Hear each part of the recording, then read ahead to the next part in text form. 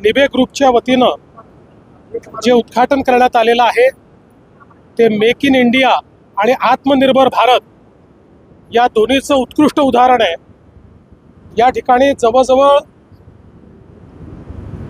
अर्ध्या किलोमीटरचे 9 मोठे शेड्स आहेत, ज्यामध्ये जगातली सर्वात आधुनिक अशा प्रकारची यंत्रसामुग्री लागली आहे आणि त्यातनं भारताकरता आणि जगाकरता शस्त्रास्त्रांची निर्मिती होते।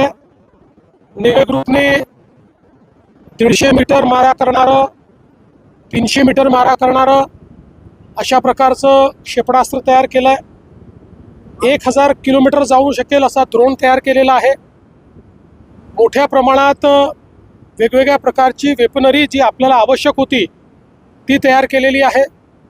दारुगोळा जो लागतो, शेल्स जे लागतात ते खूप मोठ्या प्रमाणात इथे तयार होणार आहेत। एक प्रकारे ही जी कॅपॅसिटी ॲडिशन आहे ही जगाला थक्क करेल अशा प्रकारची कॅपॅसिटी ॲडिशन या एका फॅसिलिटीमध्ये त्यांनी केलेली आहे आणि आज त्याचं उद्घाटन माननीय राजनाथ सिंगजींनी केलेलं आहे आणि इथं मोठ्या प्रमाणात एक्सपोर्ट आहे।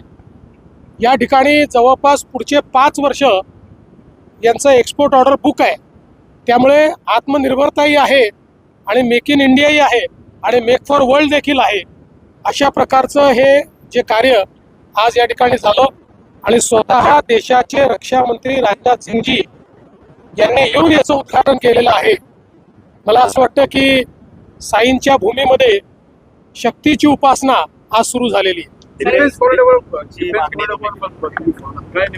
आम्ही देशाच्या प्रधानमंत्री महोदयांना आणि देशाच्या रक्षा मंत्री महोदयांना 4 डिफेन्स कॉरिडॉरच्या संदर्भात प्रस्ताव दिले होते।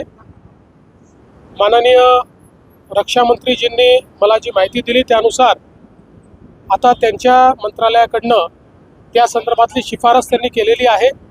आता ती शिफारस ही जी काही कॅबिनेट कमिटी आहे त्याच्याकडे जाईल आणि मला असं वाटतं की त्यानंतर महाराष्ट्राला हे डिफेन्स कॉरिडॉर मिळतील। गेल्या 10 वर्षात महागाई वाढली, महागाई भत्ता वाढला, मात्र शेतकरी आत्महत्या निधी जो आहे मदत निधी तो 1 लाख रुपये आहे तो वाढवला जावा अशी मागणी। या संदर्भात यापूर्वी खूप चर्चा झालेली आहे आणि त्या संदर्भात आपण त्या वेळी विधानसभेत उत्तरही दिले।